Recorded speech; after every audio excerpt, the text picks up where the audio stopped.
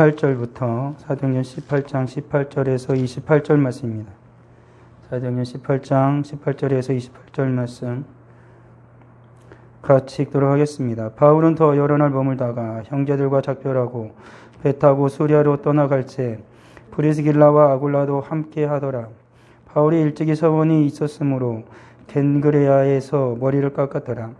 에베소에 와서 그들을 거기 머물게 하고 자기는 회당에 들어가서 유대인들과 변론하니 여러 사람이 더 오래 있기를 청하되 허락하지 아니하고 작별하여 이르되 만일 하나님의 뜻이면 너에게 돌아오리라 하고 배를 타고 에베소를 떠나 가이사랴에 상륙하여 올라가 교회의 안부를 물은 후에 안디옥으로 내려가서 얼마 있다가 떠나 갈라디아와 부르기아 땅을 차례로 다니며 모든 제자를 굳건하게 하니라. 알렉산드에서 난 아볼로라 하는 유대인이 에베소에 이르니 이 사람은 언변이 좋고 성경에 능통한 자라. 그가 일찍이 주의 도를 배워 열심으로 예수에 관한 것을 자세히 말하며 가르치나 요한의 세례만 알 따름이라. 그가 회당에서 담대히 말하기 시작하거늘 브리스길라와 아굴라가 듣고 데려다가 하나님의 도를 더 정확하게 풀어 이르더라. 아볼로가 아가야로 건너가고자 하므로 형제들이 그를 격려하며 제자들에게 편지를 써 영접하라 하였더니 그가 감히 은혜로 말미암아 믿는 자들에게 많은 유익을 주니 이는 성경으로서 예수는 그리스도라고 증언하여 공중 앞에서 힘있게 유대인의 말을 이기미로라. 아멘. 바울의 2차 전도 여행의 이제 마지막 부분으로 이제 이르게 되어지는 상황이죠. 바울이 이제 고린도에서 여러 날을 머물렀고 그곳에서 이제 죄 복음을 전하였습니다. 그리고 이제 남은 이제 얼마 기간 동안 더 고린도에 머물다가 이제는 바울은 그 고린도를 이제 떠나기로 이제 결심을 하게 된 거죠. 이제 그곳에 더 이상 머물 수가 없었기 때문에 그렇습니다. 그래서 이제 에베소를 비롯한 갈라디아, 부르기아 그쪽으로 지나서 그리고 이제 그 전에 그쪽으로 지나고 그러다가 이제 또 그러니까 그 유대로 가게 되어지고 또 다시 계속해서 선교의 사역을 하기 위해서 이제 바울이 이제 떠나게 되어지죠. 바울이 원래는 고린도에 오래 머물 계획은 없었습니다. 그런데 성령 하나님께서 그곳에 하나님의 백성이 많음을 말씀해 주셨고 그래서 바울은 그곳에 1년 6개월을 머물러 있었죠. 그러면서 하나님의 말씀을 가르쳤습니다.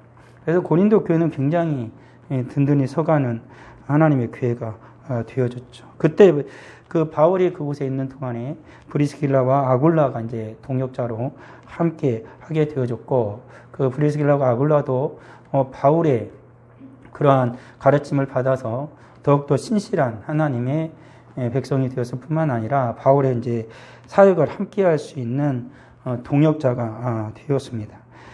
그래서 바울은 이제 그 둘과 함께 고린도를 떠나서 에베소에 가게 됐죠. 지금 에베소에 가기 전에 겐그라에서 이제 머리를 깎았습니다. 이것은 뭐냐면 서원의 기간이 지났다라는 걸 말하죠. 바울이 어떤 서원을 했는지는 모릅니다. 그렇지만은 바울은 분명히 하나님께 서원한 것이 있었고, 그리고 그 서원의 때가 지나가니까 바울은 머리를 깎음으로 말미암아 서원을 다 지켰음을 바울이 이제 보여주게 되어진 것이지요. 어쩌면은 그 서원일 수도 있고 때로는 이제 자기를 더욱더 거룩하게 하여 어떤 행위일 수도 있습니다. 여튼 바울은 그가 그 복음의 사역을 하는 모든 날들 동안 어렵고 힘든 그런 세월을 보냈음에도 불구하고 그는 따로 하나님 앞에 서원하는 바가 늘 있었다는 거죠. 그러니까 바울의 모든 삶 자체가 그의 표현처럼 자기를 쳐서 더욱더 주님 앞에 복종시키고자 하는 그런 삶을 살았음을 우리가 알 수 있는 것이죠. 이것은 단순히 바울이 자기를 자랑하기 위해서 남에게 뭘 보여주기 위함이거나 아니면 자기를 더욱더 괴롭히고자 하는 금욕주의자의 삶을 살았다라는 것은 아닙니다. 바울이 추구한 바는 더욱더 주님의 뜻을 분별하고 그리고 자기가 할 수 있는 모든 삶을 들여서 하나님께 영광 올려드리고자 하는 그 마음이 항상 진실하였던 것은 우리가 말씀을 통해서 분명히 알 수가 있는 것이죠. 그렇지만 자칫 어떤 이들은 금욕적인 그런 삶 자체가 굉장히 영적인 것이라고 생각을 하는데 그것은 조금 다릅니다. 금욕주의자라고 그래서 그가 더욱더 영적이거나 그리고 자기 사회생활에서 모든 것을 할 수 있음에도 불구하고 무조건 다 하지 않는다 그래서 그 자체가 영적인 건 아니죠. 그런 것을 착각해서는 안 되는 것이지요. 바울은 아무튼 서운한 바가 있어서 서운은 다 하고 나서 갱글에서 머리를 깎았지요. 그리고 바울은 이제 에베소에 가서 에베소에 도착했을 때 이제 그곳에 있는 성도들이 바울을 그곳에 머물기를 원했어요. 바울이 에베소에서도 상당한 공을 들였거든요. 사람들이 에베소 거기서 바울이 계속 있어서 자기들을 도와주고 그리고 자기 교회에 있는 모든 성도들을 더욱더 가르쳐 주기를 원했습니다. 그렇지만 바울은 거기에서 더 오래 있지 않았다라고 말합니다. 사람들이 더 있어 달라고 그랬죠. 그러니까 바울이라는 그런 하나님의 사람이 왔을 때 그는 굉장히 환영을 했습니다. 바울이 가지고 있는 신학적인 능력이나 하나님의 은혜를 끼치는 그 영향력이 굉장히 컸음을 알 수가 있는 것이죠. 그러니까 바울은 어느 곳을 가든지 간에 교회의 환영을 받았습니다. 근데 문제는 교회의 환영을 받으면 받을수록 유대인은 더욱더 극렬하게 바울을 괴롭혔고 반대하였다는 것을 알 수가 있는 것이죠. 그러니까 우리들이 신앙의 삶을 살아갈 때도 이와 비슷한 것이 있지 않겠습니까? 내가 삶을 살아가면서 어떤 사람을 만났을 때, 그리스도인을 만났을 때는 그런 사람들이 굉장히 나를 환영하는 이가 있는가 하면 오히려 내가 그리스도인이기 때문에 나를 굉장히 불편하게 생각하는 이들도 있을 것입니다.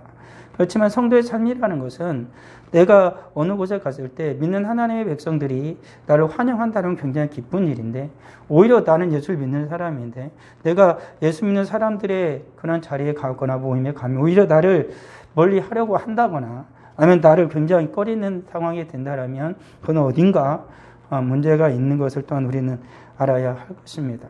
여튼 바울이 가면은 모든 자들이 환영을 했습니다. 더군다나 바울이 들렀던 2차 전도여행의 대부분의 곳은 바울이 1차 전도여행에서 교회를 개척하였던 곳을 다시 돌아보는 그런 상황이었기 때문에 바울이 가니까 굉장히 환영을 했습니다.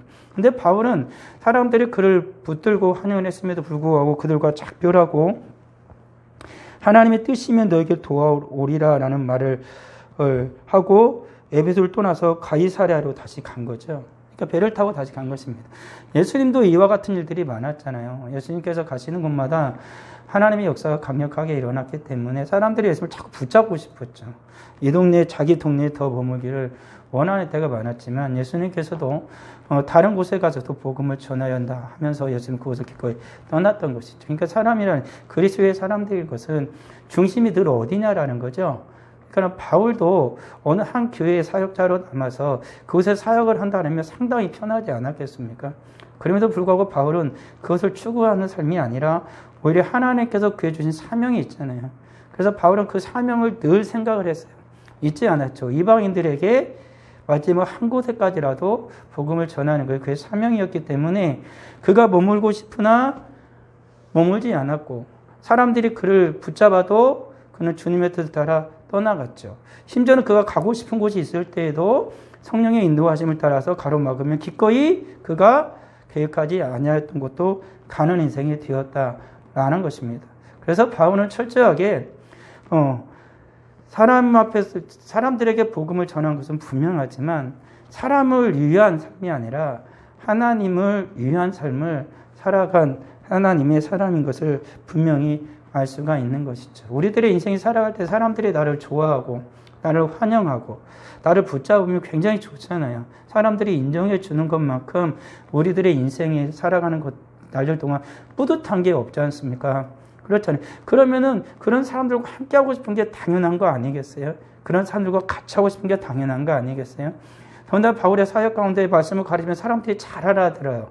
그러면 얼마나 그곳에 더 있고 싶겠습니까? 그것이 당연한 사람의 일치일진데 바울은 그러지 않았다는 것이죠. 기꺼이 그것을 마다하고 바울은 하나님의 뜻을 따라 성령의 인도하심을 따라 행하는 인생이 되었다라는 것입니다. 그러기에 그리스도인의 삶이 진정 어렵고 힘든 것들 가운데 하나가 바로 그거죠. 정말 이곳은 좋은데 이곳에 내가 있고 싶음에도 불구하고 그곳에 있지 못하고 하나님의 뜻을 따라 그곳이 좋지 않고 때로는 내가 계획하지 아니었던 곳이랄지라도 그곳에 있어야만 하는 그런 때가 있다라는 것입니다. 바울은 그들과 작별하고 가이사랴에 그러니까는 팔레스타인 가이사랴입니다. 가이사랴에 갔고 그리고 그곳에 올라가서 교회 안부를 물었습니다. 여기서 교회 안부는 뭐냐면 예루살렘 교회 안부를 물은 거죠. 팔레스타인에 갔기 때문에 유대인으로 도착했기 때문에 예수님이 사역하던 곳도 하나가 가이사랴 아니었습니까? 거기서 가서 거기서 예루살렘 교회로 직접 갈 수도 있었는데 거기서 그냥 안부만 묻는 거예요. 교회 안부를. 정말 예루살렘 교회가 어떤 상황인지 어떻게 되어 가고 있는지에 대해서 그 안부를 바울은 물은 다음에 다시 피시디아 안디옥으로 간 것입니다. 그러니까 바울은 끊임없이 어느 곳에 뭐 정착을 해서 그곳을 더욱더 한 교회를 사역하면은 정말 탁월할 것이면 분명한 것이 눈에 보이지만 근데 계속해서 움직이는 거죠. 그가 해야 할 사역이 분명히 있었기 때문에 그렇습니다. 그래서 결국에는 그 예루살렘 교회도 바울이 얼마나 가보고 싶었겠습니까? 그의 고향이고 그의 유대인으로서 그들과 함께 한번 교류하기도 얼마나 원했을 것인지 분명히 알 수 있지 않겠어요? 그럼에도 불구하고 바울은 또다시 안디옥으로 내려가게 됩니다. 근데 거기서 또 얼마 있다가 또 갈라디아와 부르기아 땅을 차례로 다녔다라고 말하죠. 그러니까 계속해서 성령의 인도하심을 따라서 힘든 여정의 길을 계속 가요. 바울은 이렇게 여행을 계속하고 그리고 선교지를 돌아보면서 교회를 돌아보면서 그의 몸은 계속해서 나약해질 수밖에 없었습니다. 계속해서 약해지죠.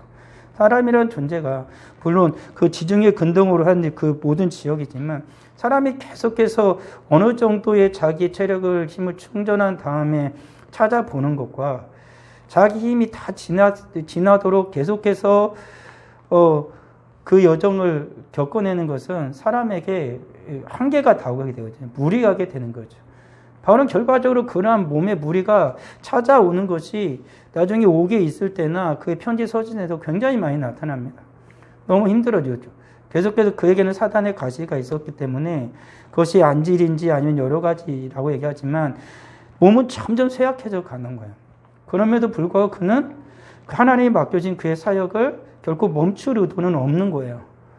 그가 살아가는 이유는 바울이 고백한 것처럼 예수 그리스도의 남은 고난을 교회를 위하여 내 몸에 내 육체에 채우겠노라고 말한 것처럼 바울은 기꺼이 그것을 감당했다라는 것입니다. 인생이라는 것이 몸이 좀 피곤하면 쉬고 싶죠. 좀 쉬다 보면 앉고 싶고 눕고 싶고 그게 당연한 인생의 이치입니다. 바울도 인생이 사람이었기 때문에 그런 마음이 없었을 거라고는 생각할 수는 없을 것입니다. 그렇지만 그것보다 더 우선하는 게 더 있는 거죠. 인생이라는 것이. 그렇잖아요. 부모라고 하면은 내가 조금 더 좋은 것을 편한 걸 하고 싶어도 자식이라는 존재가 있기 때문에 기꺼이 희생하고 헌신하는 것처럼 바울도 그가 정말로 몸이 힘들고 어려움이 있고 곤란한 것이 처했음에도 불구하고 하나님의 그 일이 하나님의 주신 그 사명이 먼저였기 때문에 그는 그 일을 기꺼이 행하는 자가 되었다라는 것입니다. 바울도 그의 고백에 있는 것처럼 수많은 생명의 위협이 있었고 동족의 위협이 있었고 정말로 이런 강과 바다의 위협이 있었다고 그는 분명히 말하지 않습니까? 그가 여행하는 곳마다 그는 생명의 위협을 늘 받았습니다. 가는 곳마다 그는 환영됐지만 그는 위협을 받았고 여행하는 그 순간에도 그는 생명의 위협을 강도의 위협을 계속 받았다라고도 그는 말을 하고 있다는 거죠. 그럼에도 불구하고 멈추지 않는 그런 삶을 살았던 것입니다. 이것이 가능하게 한 것은 바울의 표현처럼 자기 스스로의 힘이 아니라 철저히 하나님의 도우심이죠. 그러니까 성도가 이 땅 가운데 믿음으로 살아갈 수 있는 그 힘은 우리들의 다짐도 있을 것입니다. 나의 결단도 있을 것이죠. 그렇지만 다짐이나 결단은 오래가지 않습니다. 그것은 변할 수도 있는 것이고요. 오직 성령 하나님의 인도하심이 있어야만 주님의 인도하심이 있어야만 사람이 변하지 않고 하나님 앞에서 신실하게 마지막까지 주님의 일을 할 수 있는 존재가 되어지는 거죠. 사람에게 숱한 그러한 어려움이 다가오는 것은 너무나도 당연한 거 아니겠습니까? 그런 상황 속에서 주님 앞에서 항상 신실한 마음으로 하나님의 은혜 가운데에 우리들이 머무를 수 있는 길은 철저하게 주님을 의지하는 것이고 주님의 인도하심을 받는 길 외에는 없다라는 것입니다. 그러기에 우리들이 신앙의 삶을 살아가는 동안 믿음이 충만할 때도 있지만 믿음이 정말로 나약해질 때도 있습니다. 성령의 은혜로 충만할 때도 있지만 그래서 하나님의 말씀과 찬양과 기도로 넘치는 때도 있겠으나 때로는 성령의 은혜가 너무나도 많이 소멸되어져서 말씀 멀리하고 기도가 힘들고 찬송하는 것보단 불만과 불평이 더욱더 우리 가운데 많이 나올 수도 있다라는 것이죠. 그러한 어떤 상황이든지 간에 우리들이 철저하게 하나님 앞에 더욱더 간구할 것은 한 가지 아니겠습니까? 성령의 은혜를 구하는 것이죠. 그것이 바로 24절부터 속에서 우리가 잠깐 살펴볼 수가 있는 거죠. 알렉산드리아에서 태어난 아볼로라는 사람이 있습니다. 이 사람은 유대인이었습니다. 그리고 이 사람은 언변이 좋고 성경에 능통한 자입니다. 그래서 에베소에 이르러서 그 브리스길라와 아굴라가 에베소에 머물렀지 않습니까? 에베소에 이르러서 일찍부터 주님의 도를 배워가지고 열심으로 예수에 관한 것을 자세히 말하며 가르쳤어요. 근데 이 사람의 한계는 뭐냐면 요한의 세례까지만 알아요. 그러니까 아볼로가 알지 못하는 건 뭐냐면 성령의 세례를 모르는 거예요. 그러니까 예수님께서 십자가에 죽으시고 그 사건까지는 아는데 부활하셔서 승천하시고 성령을 보내어 주신 오순절의 그 사건 이후에 벌어지는 주님의 역사에 대해서는 완벽하게 알지 못하는 거예요. 그러니까 요한의 세례까지만 얘기를 하는 거예요. 예수 그리스도에 대해서도 요한이 말한 게 있지 않습니까?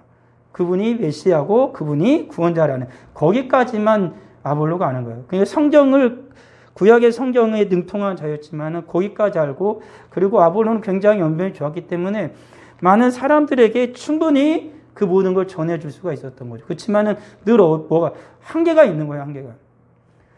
이것을 가능하게 하는 건 뭐냐면 성령의 역사임에도 불구하고 성령의 세례에 대해서 알지 못하기 때문에 아볼로가 가진 모든 지적인 능력과 모든 그 재능이 충만했음에도 불구하고 완전한 하나님의 능력이 그에게서 나타날 수가 없었던 것이죠. 그가 회당에서 담대히 말하기를 시작하거늘 브리스길라와 아굴라가 듣고 데려다가 하나님의 도를 더 정확하게 풀어줬다라는 거예요. 하나님의 도에 대해서 더 정확하게 설명해 줬다라는 거예요. 그러니까는 브리스길라와 아굴라 딱 듣는 순간 알았던 거죠. 지금 아볼로가 하는 말이 틀린 말이 아니에요. 그렇지만 그것까지가 아니고 성령의 그 이후에 예수님께서 승천하셔서 보내주신 약속하신 그 성령의 세례에 대해서는 알지 못하는 것으로 말미암아 아볼로의 한계를 분명히 본 거죠. 그래서 브리스길라와 아굴라가 바울에게 배웠던 것처럼 이를 데려다가 다시 잘 가르쳐 주는 거예요. 아볼로를 다시 잘 가르쳐 준 거예요. 알지 못하는 것에 대해서 하나님에 대해서 더 정확하게 성령의 세례에 대해서 예수님께서 십자가에 죽으신 그 이후의 사건에 대해서 다시 정확하게 얘기해 주고 있었던 것이죠. 얘기해 주게 된 거죠. 그리고 아볼로가 그걸 들은 겁니다. 아볼로가 비로소 자기가 깨닫지 못하였던 하나님의 말씀의 진리를 깨달아 알게 되어진 거죠. 그래서 아볼로는 그것을 온전히 알게 되어졌고 그래서 아볼로가 아가이오라로 건너가고 나니까 제자들이 그 아볼로를 그곳으로 보내어줬다라고 말을 하고 있거든요. 그러니까 이와 같은 일들이 우리의 삶 가운데 신앙의 삶 가운데 일어난 거죠. 우리들이 신앙의 하나님의 말씀에 대해서 성경에 대해서 우리가 신앙생활을 하면서 하나님을 경험하고 그리고 하나님의 말씀을 깨달아 알아갑니다. 그렇지만 이 땅에 살아가는 우리의 삶 가운데 하나님을 완전히 안다라는 것은 거의 불가능하죠. 그래서 우리는 때로는 내가 아는 하나님이 전부라고 생각할 수가 있어요. 그렇지만 성경에 나타난 하나님은 내가 알지 못할 수가 있다라는 거죠. 오늘날의 그리스도인의 문제 중에 하나를 어떤이 이렇게 지적을 합니다. 성경의 예수님을 사람들이 말하려고 하는 게 아니라 내 예수님을 자꾸 말하려고 한다는 거죠. 성경에 나타난 하나님을 말하려고 하는 게 아니라 나의 하나님만 얘기하고 싶은 거죠. 내 하나님. 내가 내 예수 그리스도. 그렇지만 나의 하나님은 틀릴 수가 있어요. 나의 예수님도 틀릴 수가 있고 성경의 하나님, 성경에 나타난 예수님, 그 예수님을 우리는 말하는 존재. 내가 빛이 아니고 내가 소금이 아니에요. 내 안에 예수 그리스도의 빛이 있는 것이고 내 안에 예수 그리스도가 나로 하여금 소금으로서 살아갈 수 있도록 거룩하게 살아갈 수 있도록 역사하시는 성령 하나님이 계신 거죠. 근데 자꾸 인생들은 내 것만 얘기하고 싶은 거예요, 내 것만. 내가 경험했는데. 아니, 내가 경험한 건 늘 그것이 옳을 수도 있지만, 결국에는 내가 경험한 것만 계속 얘기하면 그건 오염돼요. 하나님의 말씀에 늘 비춰봐야 하는 것이죠.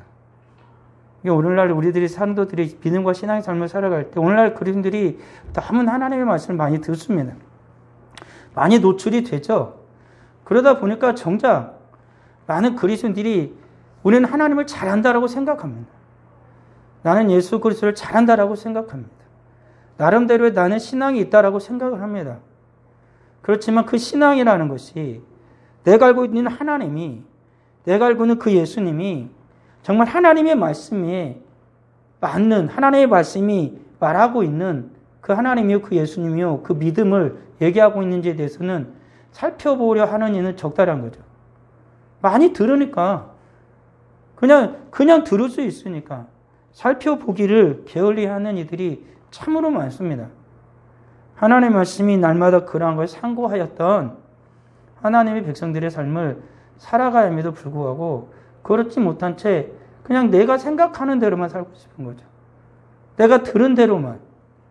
그렇지만 아볼로는 그러지 않았다는 것입니다.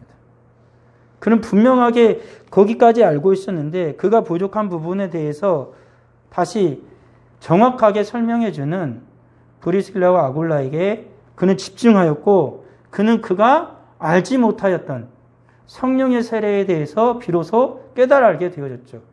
그래서 그가 사역을 할 때 더욱더 폭발적인 역사가 일어나게 되어진 것을 성경은 분명하게 말하고 있다는 것입니다. 그가 감의 은혜로 말미암아 믿는 자들에게 많은 유익을 주니 이는 성경으로서 예수는 그리스도라고 증언하여 공중 앞에서 힘있게 유대인의 말을 이겼다라고 말하고 있습니다. 앞에서 그 아볼로가 전한 것은 뭐냐면 회당에서 모여있는 사람들에게 요한의 세례까지만 전하였습니다. 그렇지만 그 다음에 그의 사역은 이제부터는 하나님의 능력이 나타나기 시작하는 거죠. 그가 하나님의 말씀을 전할 때 유대인이 무엇라 말하겠든 간에 그는 하나님의 성경으로서 성경에 나타난 그 하나님의 말씀이 무엇인지를 정확하게 깨달아 알아서 그 모든 유대인의 말들을 다 이겨버렸습니다. 성경의 저자는 분명하게 성경이 말하고 있는 것처럼 성령 하나님이지 않습니까? 그러니까 성령 하나님의 역사가 일어나게 되어졌는데 아볼로는 그 모든 지식을 어디서 가져왔다라는 거야. 나의 경험이 아니고 내가 지금까지 해봤던 것이 아니고 성경에서 찾아왔던 것입니다. 성경에서. 결국에 하나님의 말씀이 우리의 믿음과 신앙을 더욱더 강력하게 하는 것이고 유대인의 그릇된 거짓된 것을 이길 수 있는 것도 성경의 하나님의 말씀이 성경을 통해서 성령의 역사심이 일어날 때 그들이 유대인들이 지금까지 가고 있던 전통, 그들이 지금까지 생각하고 있던 모든 것들, 거짓된 것이 그대로 드러나게 되어지고 그들이 말하는 모든 것들을 이길 수가 있었다라는 것이죠. 오늘 살아간 우리의 삶도 분명 그러할 것입니다. 일상의 삶 가운데 우리를 괴롭게 하는 것들이 또 얼마나 많이 있습니까? 우리의 믿음과 신앙을 위협하는 것이 얼마나 많이 있습니까? 그것은 우리들이 지금까지 살아온 경험으로서 생활하면서 이겨낼 수도 있습니다. 이것은 이렇게 하면 되더라. 저것은 저렇게 하면 되더라. 그렇지만 그것을 뛰어넘는 어떤 일들이 발생할 때 그 모든 것을 이기게 할 수 있는 것은 오직 하나님의 은혜요, 하나님의 능력뿐이라는 거죠. 더구나 그리스도인이 성도가 온전히 하나님의 사람으로 서서 이 세상의 거짓됨과 그릇됨과 악함을 이길 수 있는 것은 오직 하나님의 말씀을 붙들고 성령의 인도하심을 따라 살아갈 때 그 하나님의 말씀이 우리의 능력이 되어져서 이 세상의 모든 악함을 이길 수가 있는 것이고 내 속에 우리의 생활 속에 일어나고 있는 거짓된 모든 것들을 또한 온전히 바로잡고 또한 주님의 은혜 가운데의 믿음으로 살아갈 수 있는 하나님의 백성들이 또한 된다라는 것입니다. 우리들이 믿음과 신앙으로 이 땅 가운데 살아갑니다.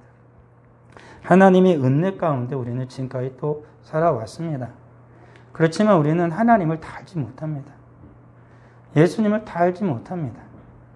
그러기 우리는 늘 겸손히 나의 부족함을, 우리의 연약함을 인정하고 더욱 하나님의 은혜를 간구하는 이들이 되어야 할 뿐만 아니라 우리는 또한 하나님의 말씀을 더욱더 사모하고 성령 하나님께서 우리를 가르치시도록 성령 하나님의 음성에 귀를 기울일 뿐만 아니라 우리는 또한 내가 알지 못하는 그 하나님을 더욱더 깊이 알아가기 위하여 배우는 일에 하나님의 말씀 배우는 일에 또한 열심을 내는 하나님의 백성들이 다 되어야 할 것입니다.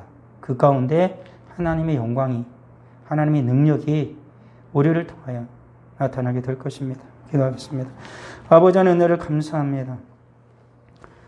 주님께서 우리에게 은혜를 베풀어 주셔서 지금껏 하나님의 거룩한 자녀로 살아가게 해주니 감사드립니다. 하오나 우리는 늘 부족한 자들임을 고백합니다. 나는 알고 있는 줄 알았는데 모르는 것이 너무나 많고 나는 겸손한 줄 알았으나 내 교만이 가득함을 또 보게 되어집니다. 이 모든 것을 깨닫게 하는 것은 성령의 은혜요 하나님의 말씀임을 믿습니다.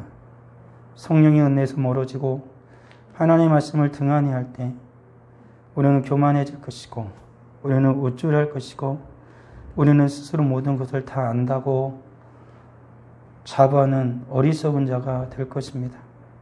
하오나 주의 성령의 인도함을 받고 주의 말씀 앞에 겸손히 엎드릴 때 우리는 비로소 오직 하나님의 은혜가 아니고서는 주님의 도우심이 아니고서는 살아갈 수 없는 존재임을 고백하며 겸손하게 주의 도움을 바라며 살아가는 우리 모두가 될 것임을 고백합니다.